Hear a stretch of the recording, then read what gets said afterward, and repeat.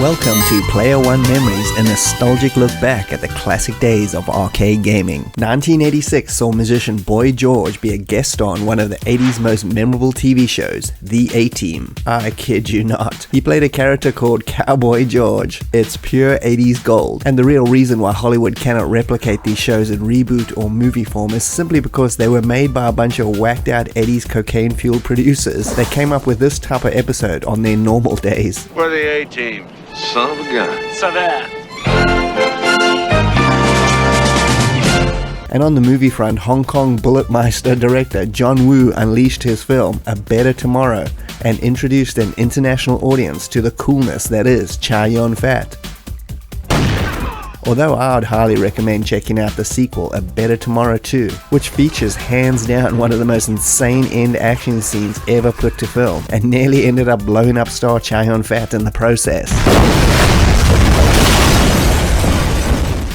And on the music front, the Pet Shop Boys released one of their best albums called Please. When asked why the album was called that, they stated they wanted to see kids go into the record store and say, "I want the new Pet Shop Boys album, please." Cheeky Brits. And now let's jump on over to today's game, which is Xain'd Sleena was released by Techno in the arcades in 1986. It was a side-scrolling run-and-gun platform science fiction affair, with you playing the bounty hunter Xain out to rid 5 planets of their bad guy overlords. The first time I played this was at a cafe in South Africa called Parkside Supply Store, which was just up the road from my school. After school on our way home on our BMXs, we would always stop by this place and have a few quick games of whatever arcades they had pushed into the dark corners that week. Xain'd was one of the long line of gems I played there, which also included Karnov, Atomic Runner, and Choplifter. Xain'd drew me in big time. I really loved the freedom you had to choose any planet you wanted to start with, and just from an arcade point of view, it was great because every time I played it you could try at another level, and they were all drastically different in look and difficulty. You had a desert planet,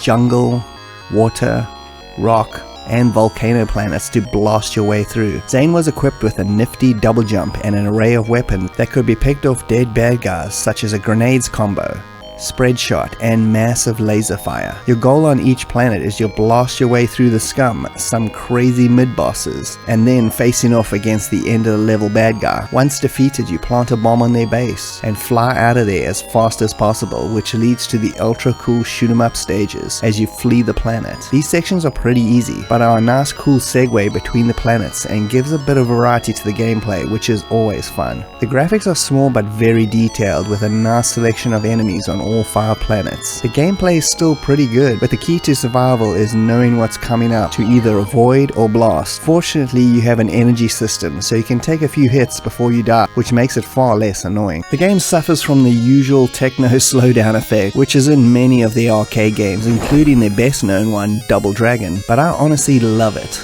I may be the only one which finds classic game slowdown to be charming, as I always felt they were pushing the hardware to the limits to produce the game. Although it could also mean they were just lame programmers, but I like to think the former. If this game looks familiar to you, but the name seems weird, you may know it as Solar Warrior, as it's known in the US arcades, or as Soldier of Light, which here is my original Commodore 64 version, and the name given to the European computer releases. Xain'd Sleena was the Japanese arcade name. Having said that, the Japanese version is still the best release in my opinion, as the US arcade version doesn't give you the option to choose the planets, which is a weird omission. Anyway, check this one out. It's a fun, kind of forgotten techno gem that really doesn't get the respect it deserves.